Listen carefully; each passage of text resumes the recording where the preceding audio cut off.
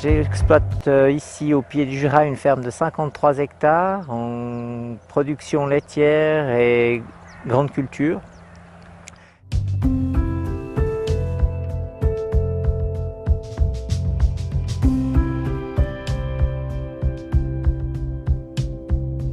Mon père déjà m'avait appris, de toute façon, si on veut mettre en place une prairie avec succès, il faut considérer une prairie comme une culture.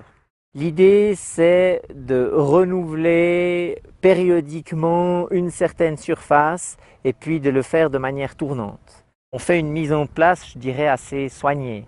Il faut faire attention, les semis de petites graines sont fragiles. Ils sont fragiles surtout au niveau du sec, donc en règle générale, on ne sème jamais avant la mi-août. Les semis de petites graines, nous, on laboure systématiquement.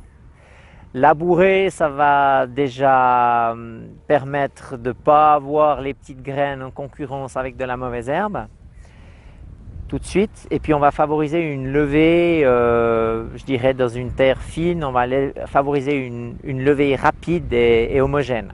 Ensuite de ça, on a des terrains à bière assez faciles, donc en règle générale, on peut se contenter après le labour d'un passage de herse-semoir. Ensuite de ça, on va rouler. Aujourd'hui, on a des machines qui sont, je dirais, plus adaptées que ce qu'on avait autrefois pour rouler. Ça permet de faire moins de passages et puis de vraiment bien rappuyer le semis et également de planter les quelques cailloux qui pourraient être en surface encore, qui pourraient déranger après pour la fauche. Une chose importante, c'est déjà de ne pas utiliser trop d'azote. Ça, je pense que c'est un point essentiel.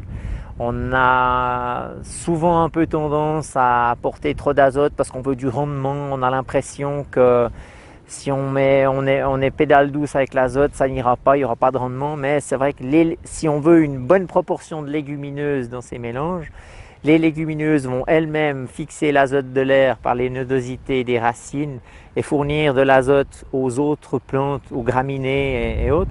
Donc pédale douce avec lisier et azote. À force d'observation, à force de, je dirais, changement, ça nous a permis de confirmer un petit peu la stratégie avec laquelle on travaille aujourd'hui.